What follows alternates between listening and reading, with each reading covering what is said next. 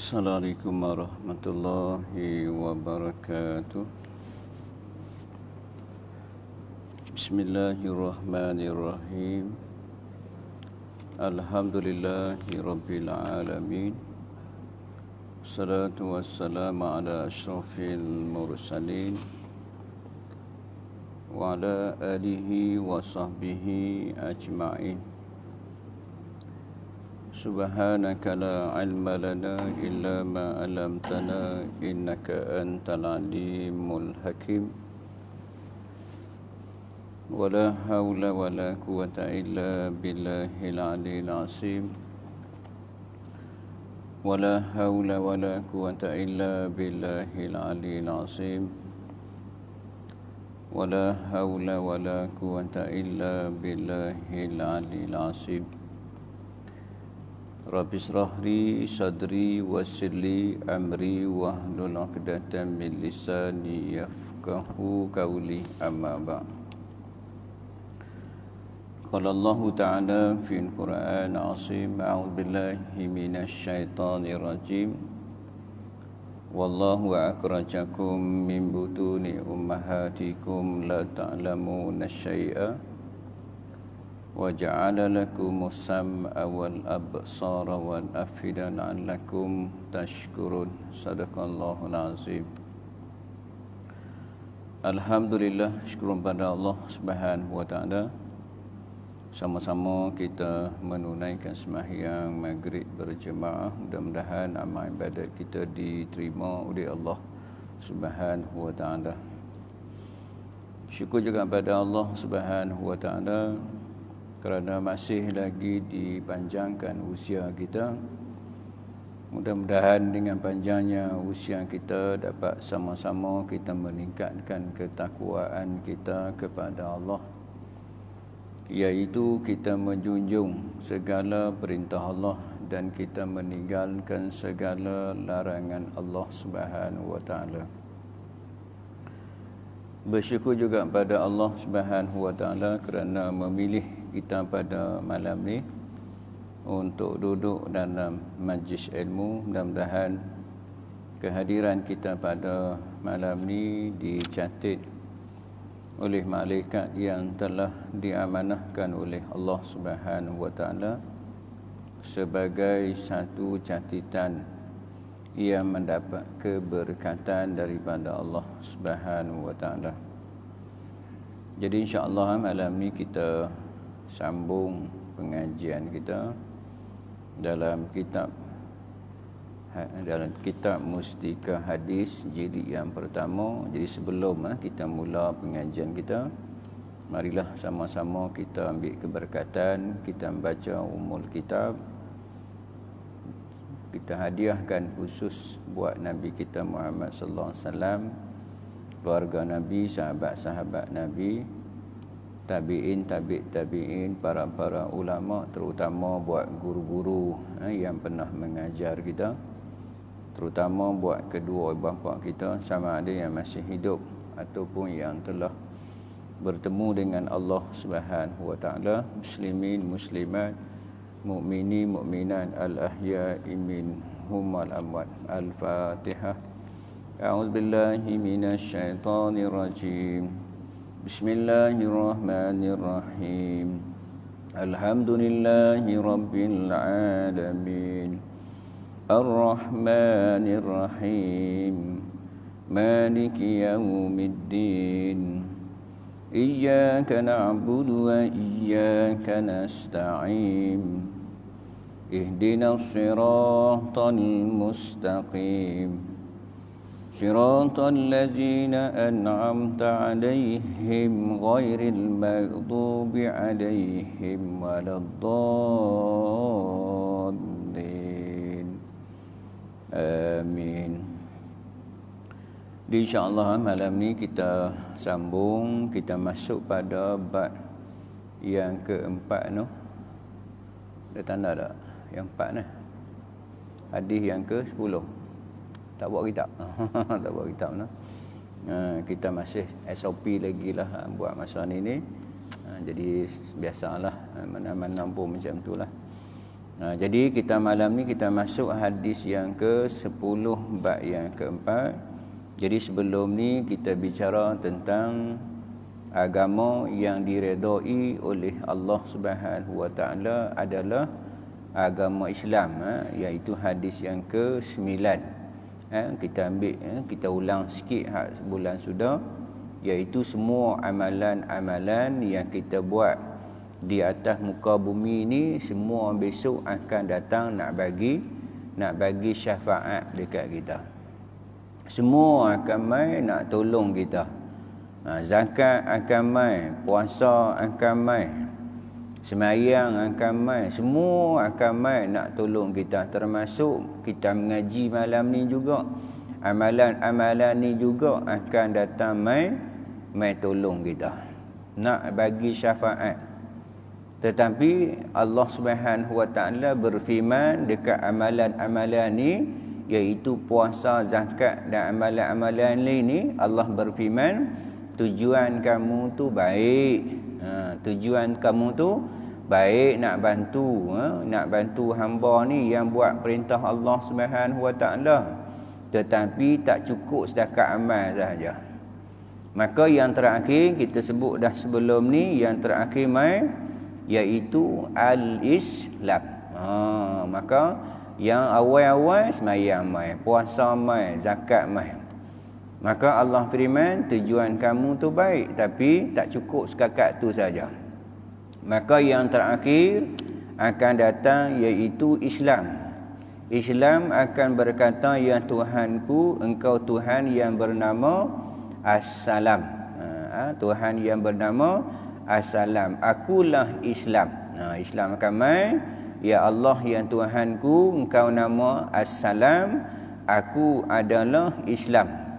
Aku adalah Islam. Maka Allah Subhanahu Wa Taala berfirman kepadanya, tujuan engkau itu baik pada hari ini, dengan engkaulah aku menerima, dan dengan engkaulah juga aku memberi balasan.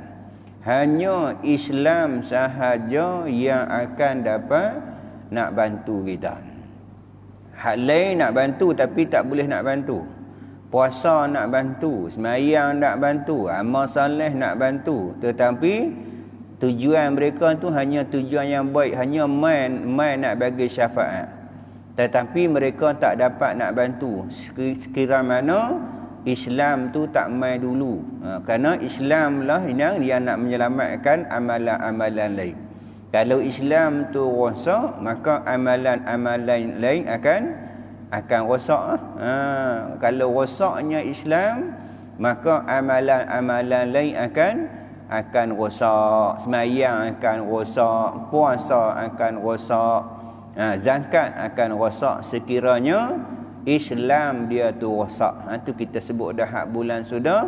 Dah disebut dalam kitab Al-Islam, kitab karangan Syekh Sa'id Hawa, sebut 20 perkara yang membatalkan 2 kalimah syahadah. Jadi kita kena jagalah supaya benda ni tak rosak. Apabila rosak jadi murtad.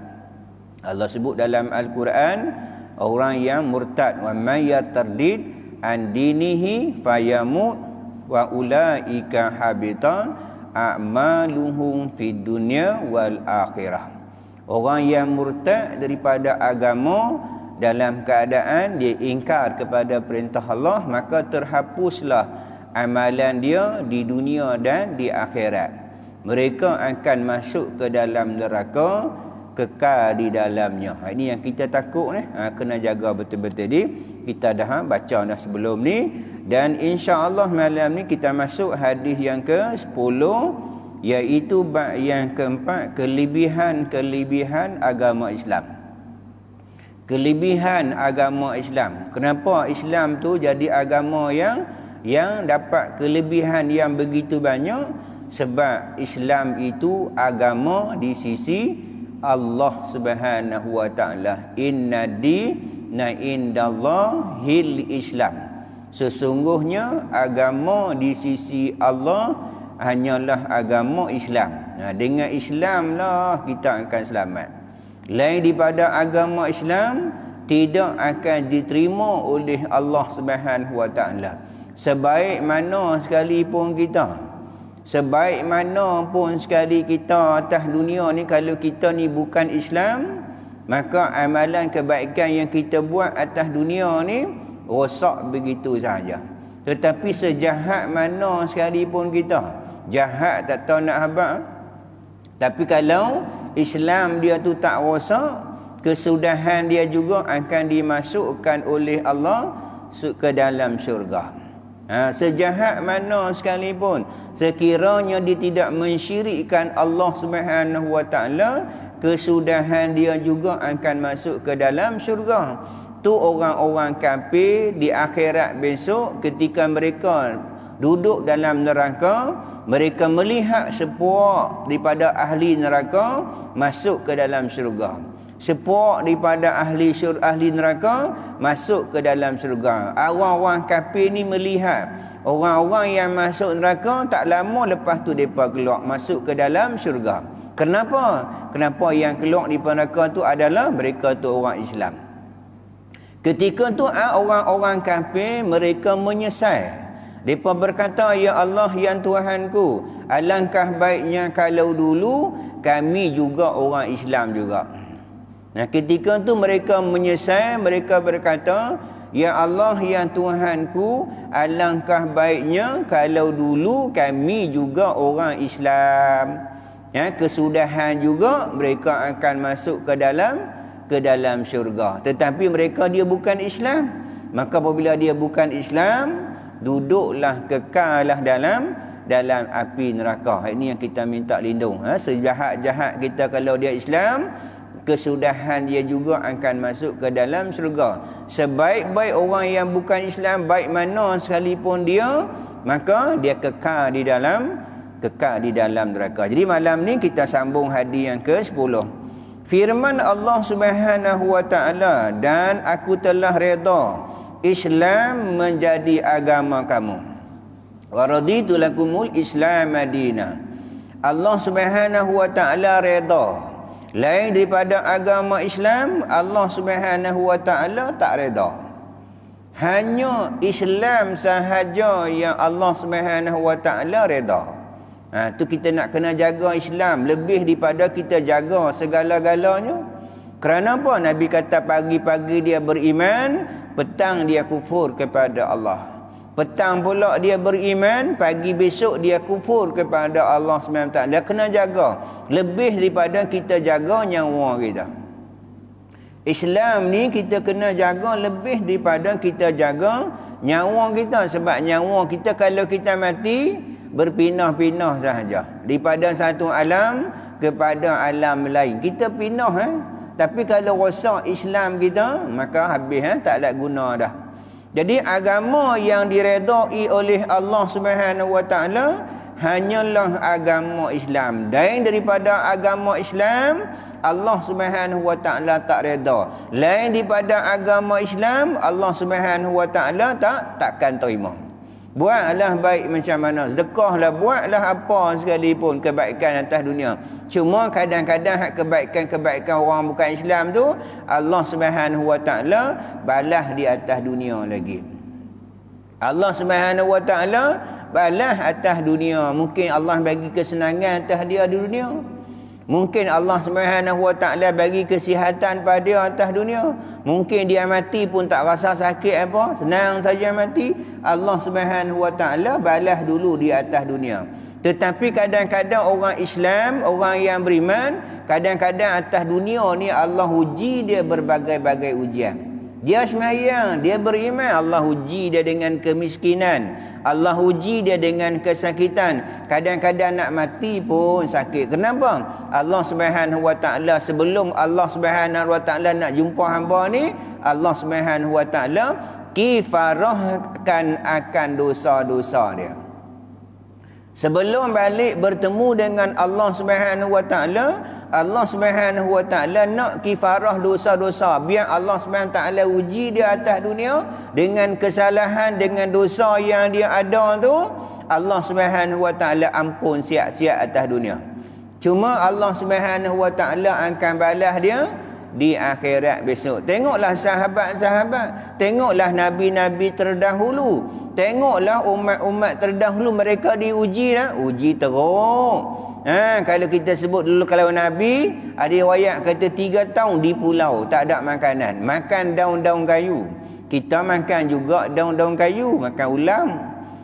Kita ni kira okey lah tuan-tuan. Sahabat-sahabat tak ada makanan, diuji dengan peperangan, diuji dengan kesakitan, diuji dengan segala-galanya di zaman-zaman sebelum, zaman Nabi dan juga sebelum daripada tu umat Nabi-Nabi terdahulu diuji oleh Allah Subhanahu wa taala, sehingga Nabi kata Nabi-Nabi terdahulu digergajikan kepala mereka. Ujian yang begitu besar. Maksudnya kita atas dunia ni kalau tak nama uji, maksudnya dia bukan nama orang Islam lah. Kita orang Islam ni Allah Subhanahu wa taala nak uji kita. Dengan ujian tu Allah Subhanahu wa taala mengetahui siapa orang-orang yang benar-benar beriman ataupun siapa orang yang dusta. Baik. Surah Al-Maidah ayat 3. Baik. Kita masuk pada hadis yang ke-10. An Abi Sa'id Al-Khudri radhiyallahu anhu annahu sami'a Rasulullah sallallahu alaihi wasallam yaqul iza aslamal abdu fahasuna islamuhu yukaffirullahu anhu kulla sayyi'ati zalafaha wa kana ba'da zalikal qisas al-hasanata bi'ashri amthaliha ila 700 di'fin wa sayyi'atu bimisliha illa an yatajawazallahu anha. Hadis riwayat oleh Sa'id Al-Khudri, seorang sahabat Nabi masuk Islam muda. Dia Sa'id Al-Khudri ni golongan Ansar, orang Madinah, orang Madinah. Maksudnya dia masuk zaman muda lagi Islam. Nama dia bukan Sa'id Khudri, namanya Sa'id Khudri tu ialah Sa'ad bin Malik, nama dia, bin Sinan bin Ubay bin Sa'labah bin Al-Ibjar bin Aus bin Haris bin Al-Khazraj. Maksudnya iaitu keturunan daripada Khazraj.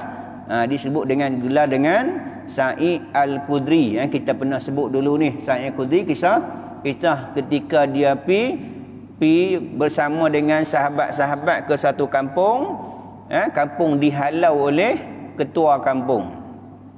Sa'id Al-Khudri ni dia pi satu kampung, dihalau oleh ketua kampung, tak bagi masuk kampung tu. Maka dia pun keluar, dihalau, tak boleh masuk.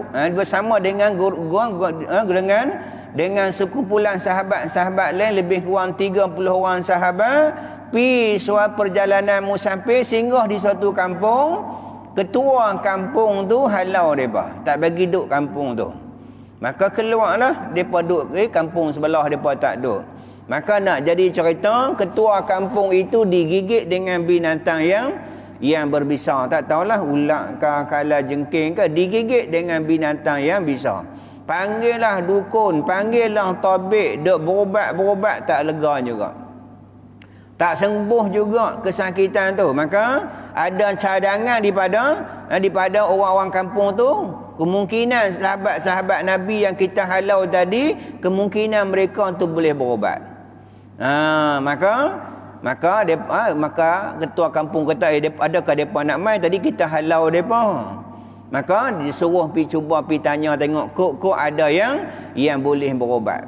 Maka pilah hantar orang tanya sekumpulan sahabat Nabi yang 30 orang tu, tanya tentang kejadian ketua kampung depa tu yang digigit oleh binatang yang berbisa.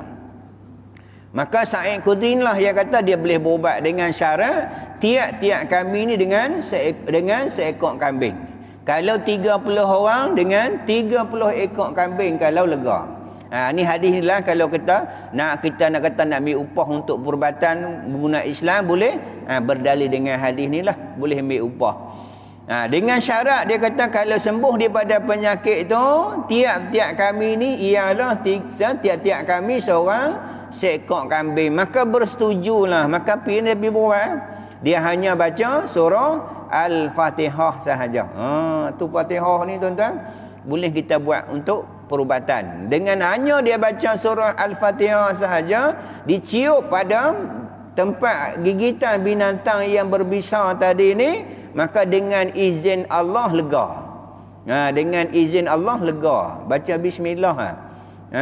Baca Fatihah sahaja dengan lega. Cuma kalau kita nak berubat, kita jangan tinggallah selawat atas Nabi, puji Allah, ayat kursi. Kita kena bacalah. Bacalah surah Fatihah sampai tak iyyaka na'budu wa iyyaka nasta'in. Niatlah dalam hati kita baca Fatihah 3 kali untuk perubatan sampai iyyaka na'budu wa iyyaka nasta'in, akan dikau kami sembah, akan dikau kami minta tolong. Niat dalam hati apa yang kita hajat. Sama ketika niat tu, kita pun ciuplah di tempat, kalau luka, kalau tempat gigitan, ciuplah pada tempat gigitan tu. Niat dalam hati kita. Lepas tu habis ciup, kita sambung ihdinas siratal mustaqim. Maka dengan izin Allah lega. Dengan izin Allah lega, maka dapatlah kambing. Ketika awak balik di kemah, dia nak sembelih, maka sahabat-sahabat ni bakal duk bincang, tadi ni kita mengguna ayat Quran, lepas tu kita dapat kambing. Adakah kita jual agama Allah dengan harga yang murah? Ada sahabat-sahabat tak mau makan apa-apa, sebab tadi ni guna ayat Quran dapat kambing. Seolah-olah mereka ni menjual agama Allah Subhanahu wa taala. Sahabat-sahabat tak mau makan. Bahkan balik dekat mengadu kepada Rasulullah SAW. Nabi kata, kalau dia tak mau, bagi kat dia lah. Nabi kata, Nabi melawak lah. Maksudnya boleh lah kalau kita nak makan sumber, kalau kita berubat dengan menggunakan ayat-ayat Quran. Maka kita kiaslah orang yang baca Quran boleh ambil upah tak? Boleh ambil upah. Berdalilkan dengan hadis ni lah. Di Sa'id Al-Khudri. Daripada Sa'id Al-Khudri bahawa dia telah mendengar Rasulullah sallallahu alaihi wasallam bersabda, apabila seseorang itu memeluk Islam, ni orang yang bukan Islam masuk Islam. Ni untung orang yang bukan Islam masuk Islam ni. Kita ni hak Islam dah. Beruntung dah awal-awal kita dipilih oleh Allah Subhanahu wa taala jadi orang Islam. Jaga Islam ni. Ni nikmat yang paling besar yang Allah Subhanahu wa taala bagi kita, bukan ramai. Daripada 7 trilion ni, 7 juta 7 trilion manusia ni, yang Islam ni 1.5, bukan banyak pun. Tu pun hak 1.5 bukan betul-betul ikut Islam. Ada yang sekular macam-macam lah. Tu Nabi kata umat aku akan berpecah menjadi 73 golongan. 72 ke neraka. Hanya satu sahaja akan masuk syurga, iaitu orang yang ikut, iaitu sebut dengan ahli sunnah wal jamaah. Jadi kita nak kena jaga nikmat yang paling besar yang Allah Subhanahu wa taala bagi pada kita. Keluar sahaja kita dah jadi orang Islam dah. Jagalah nikmat ni. Orang lain keluar kadang-kadang belum tentu, belum jadi Islam lagi. Kadang-kadang dah lanjut dah, baru Allah Subhanahu wa taala pilih dia masuk Islam. Macam mana di suatu tempat dulu ni, kita pernah sebut dulu ni, Omok dah lanjut dah, dekat 80 lebih dah omok dia. Dia masuk Islam pukul 10 pagi, pukul 1, pukul 2, 1 tengah hari dia meninggal dunia. Tak ada masuk zuhur lagi. Masuk syurga tak? Masuk Islam pukul 10 pagi, pukul 1 dia meninggal. Tak payah semayang, masuk Islam sahaja dah masuk ke dalam syurga dah. Tak payah duk qada dah semayangnya. Ni Allah Subhanahu wa taala pilihlah sahabat-sahabat yang mana yang bukan Islam. Kadang Allah Subhanahu wa taala pilih kadang-kadang dengan dengar ayat Quran, kadang-kadang dengar azan dan sebagainya. Nak kita sebut dulu di Radio Hakim hari tu ni, seorang mualaf masuk Islam kerana apa? Kerana dia dengar seorang ustaz tu kuliah, ustaz tu kata syurga itu hanya untuk orang Islam sahaja.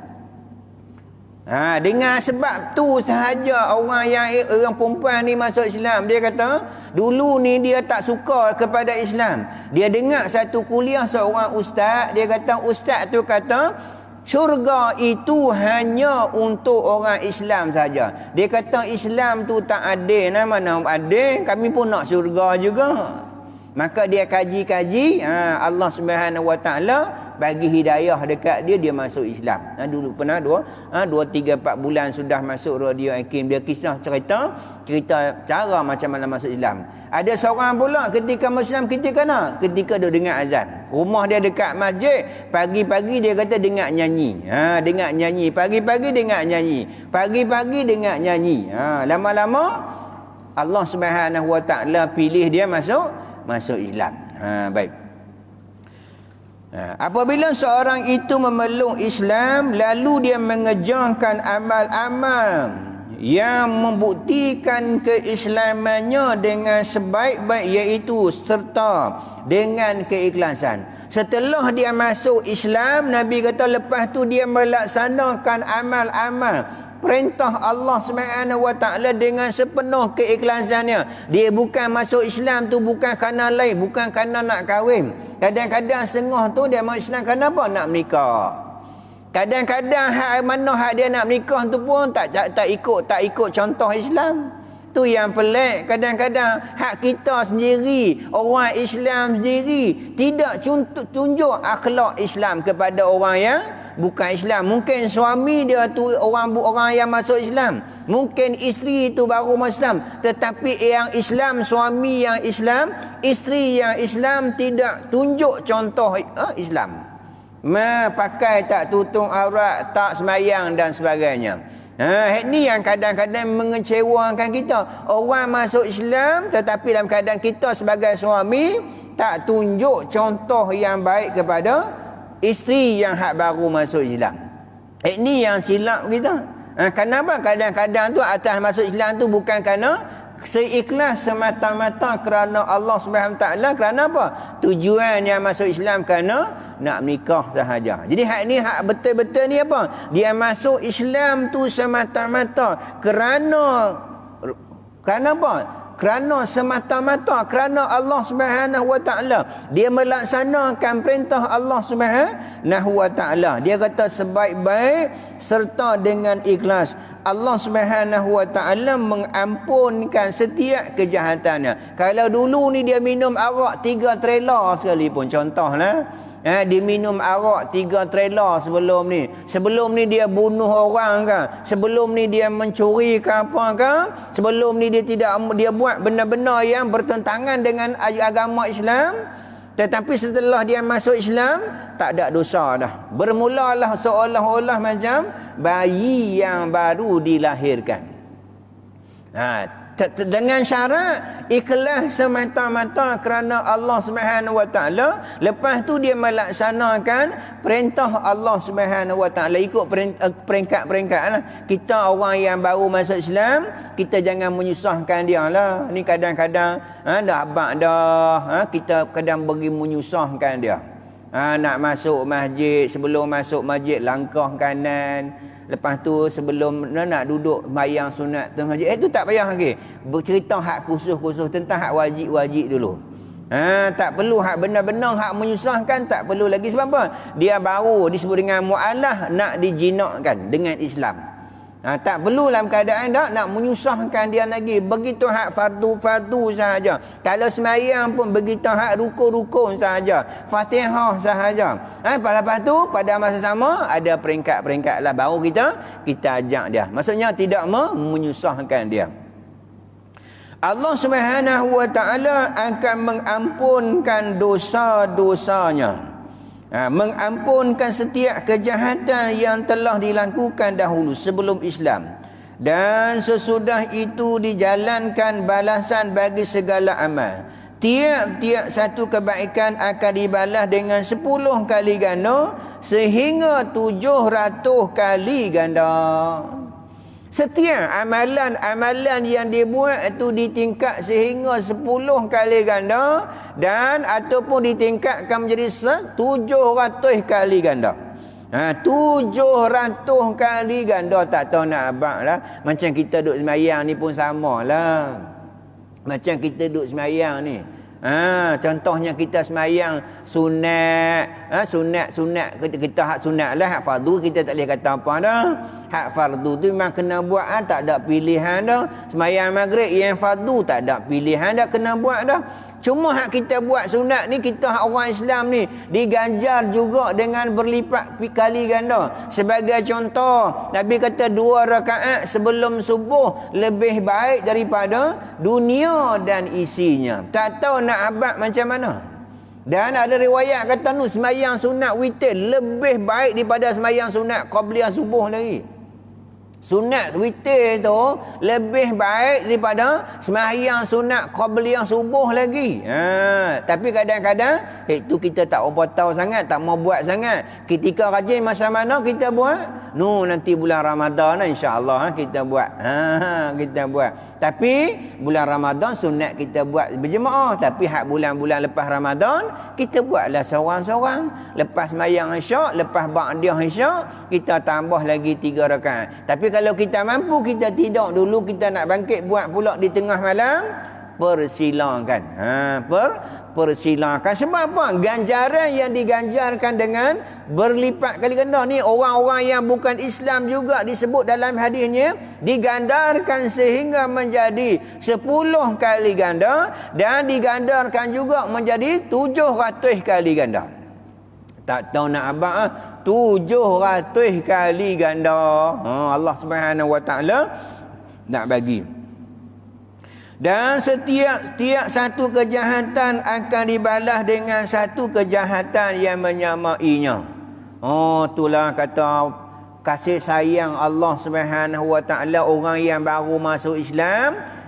Orang buat kebaikan diganjarkan dengan 10 kali ganda, diganjarkan juga dengan 700 kali ganda, dan buat satu kejahatan ditulis dengan satu kejahatan. Kita pernah sebut dah sebelum ni hadis kalau tengok dalam kitab Mustikah hadis juga, tapi hak lama tu. Kalau tuan-tuan tengok menceritakan hamba-hamba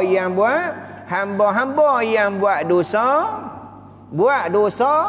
maka malaikat belah kiri akan bertanya kepada malaikat belah kanan, nak tulis tak dosa yang dia buat ni?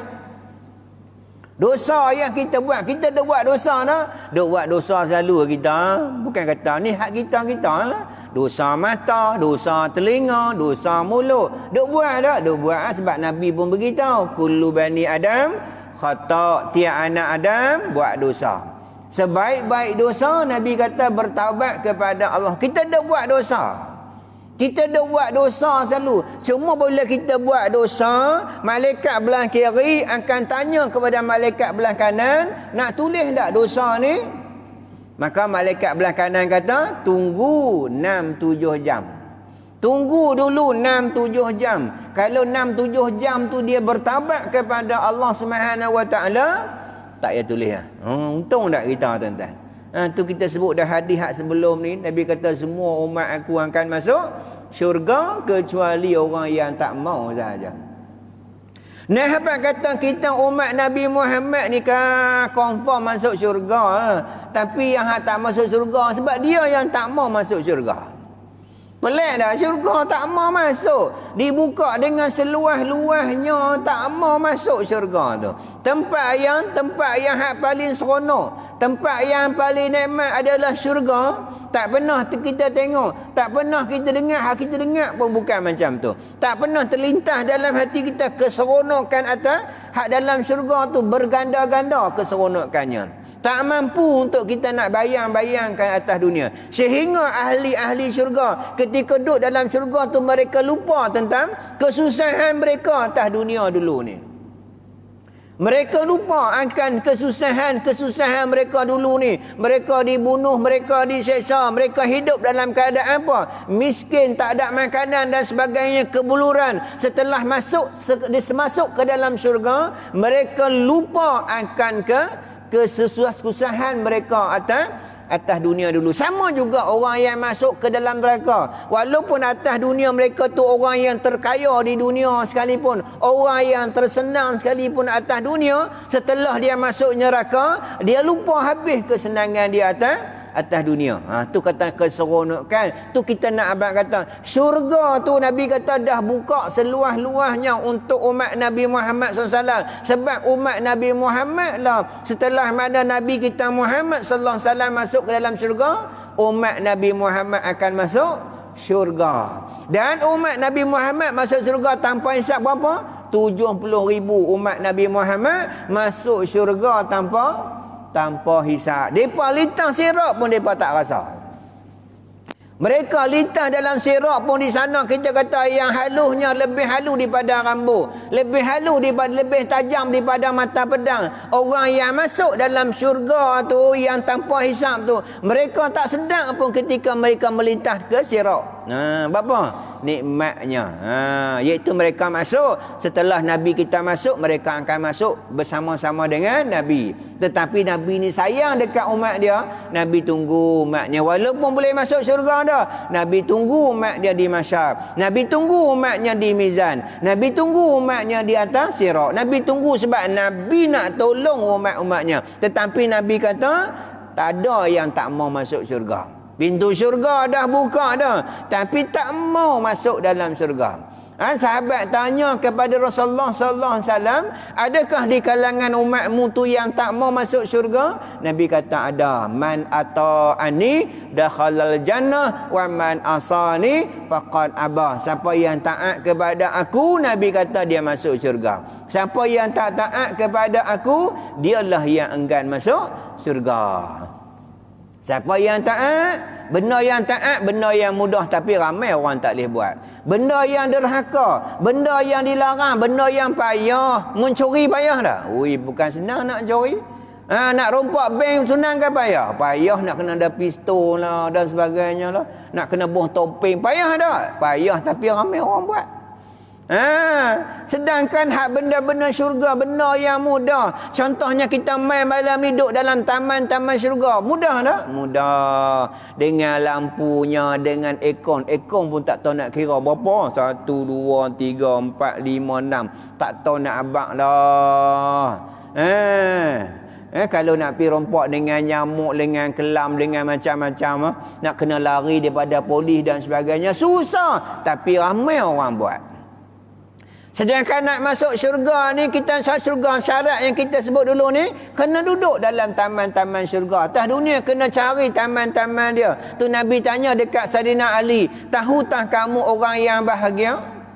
Orang yang bahagia, kalau orang tanya kita orang bahagia Ustaz, orang kaya Ustaz, orang yang ada harta, orang yang bini ramai, itu yang bahagia.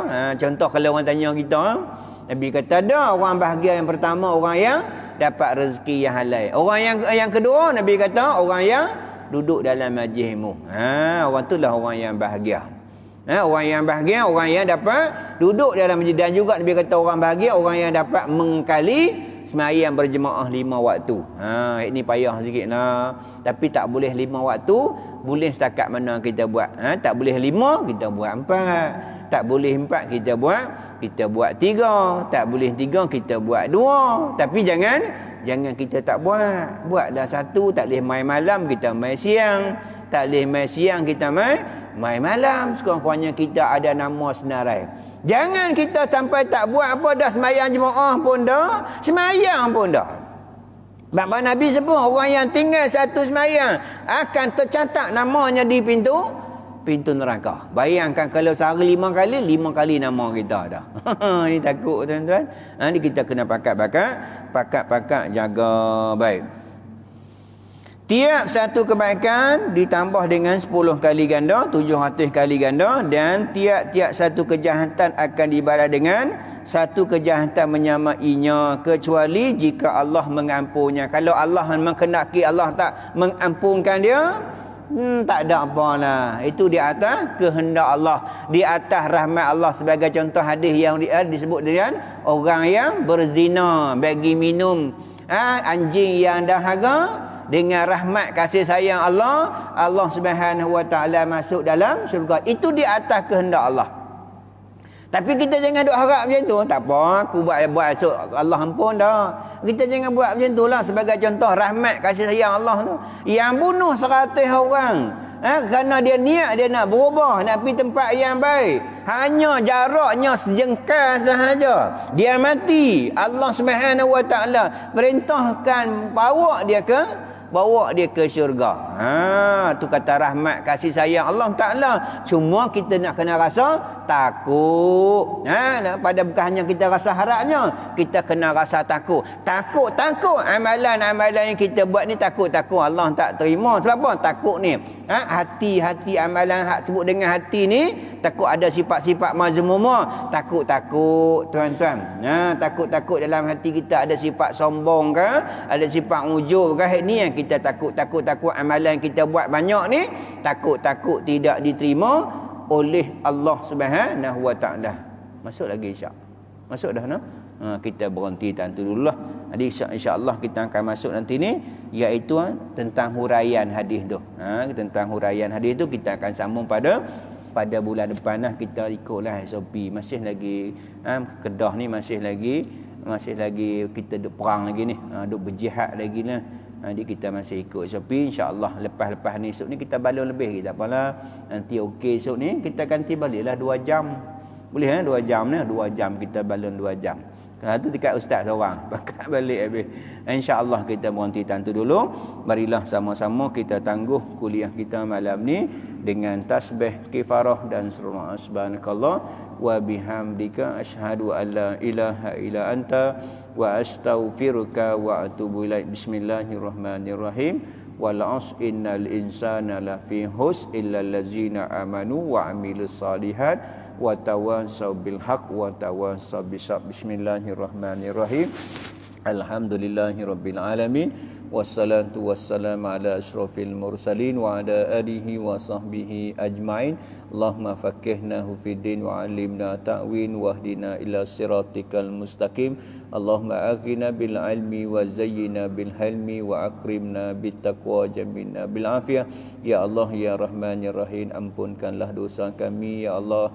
Ampunkanlah dosa kami ya Allah, ampunkanlah dosa kami ya Allah.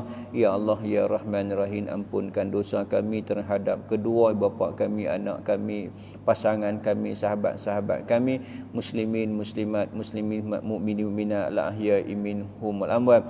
Ya Allah ya Rahman Rahim, ampunkan dosa kedua bapa kami, kasihlah mereka ya Allah seperti mereka mengasihi kami ya Allah.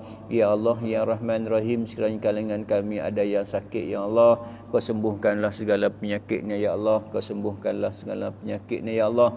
Kau sembuhkanlah segala penyakitnya ya Allah. Ya Allah ya Rahman Rahim, sekiranya kalangan kami ada yang susah ya Allah, Kau permudahkanlah kehidupannya ya Allah. Limpahkan rezeki yang melimpah-limpah buatnya ya Allah. Rabbana 'alaika tawakkalna wa ilaika anabna wa ilaikal masir. Rabbana atina fid dunya hasanah wa fil akhirati hasanatan wa qina azabannar. Wa sallallahu ala sayyidina Muhammadin khatimil anbiya mursalin wa ala alihi wa sahbihi ajma'in. Subhana rabbika rabbil izzati amma yasifun wa salam salim walhamdulillahi rabbil alamin. Syukran billahi taufiq wal hidayah. Assalamualaikum warahmatullahi wabarakatuh.